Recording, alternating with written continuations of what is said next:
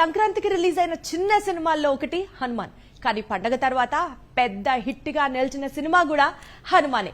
Actually చాలా తక్కువ budget తో మెగా సక్సెస్ సాధించిన సినిమా హనుమాన్. 150 కోట్లకి పైగా వసూళ్లు ఇప్పటి వరకు రాబట్టింది అన్నది టాక్.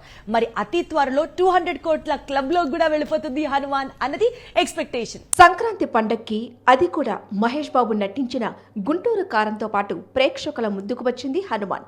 సీన్ కట్ చేస్తే ఇప్పుడు వసూళ్ల విషయంలో గుంటూరు కారంతో పోటీ పడుతోంది.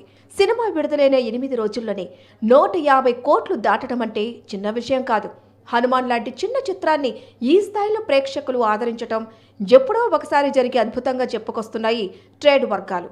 ఇప్పటికే 150 కోట్లు మైల్ స్టోన్ దాటిన హనుమాన్ ఈ మైల్ స్టోన్ అందుకునే క్రమంలో చాలా రికార్డ్స్ ను బ్రేక్ చేస్తూ వచ్చింది. ముఖ్యంగా నార్త్ అమెరికాలో కలెక్షన్ల వర్షం కురుస్తోంది. నైజాంలోనూ హనుమాన్ మూవీకి నీరాజనం పడుతున్నారు. హిందీ మార్కెట్లో ఆల్రెడీ 25 కోట్లు మార్కు దాటింది. ఇలా చెప్పుకుంటూ పోతే రికార్డుల గురించే చాలాసేపు మాట్లాడుకోవాల్సి ఉంటుంది. రానున్న రోజుల్లో హనుమాన్ 250 కోట్లు కొల్లగొట్టడం ఖాయమంటున్నాయి ట్రేడ్ వర్గాలు. అయితే జనవరి 25 వీకెండ్ హనుమాన్కు ఎంత కలిసి వస్తుంది అనేది చూడాల్సి ఉంది. ఎందుకంటే ఆ రోజు పాన్ ఇండియా వైడ్ గా క్రేజ్ ఫిల్మ్స్ రిలీజ్ అవుతున్నాయి. ముఖ్యంగా హిందీ మార్కెట్లో హృతిక్ నటిస్తున్న ఫైటర్, బాలీవుడ్ మార్కెట్లో మోహన్ లాల్ నటించిన మలై కొట్టై, వాలిబాన్ రిలీజ్ అవుతున్నాయి.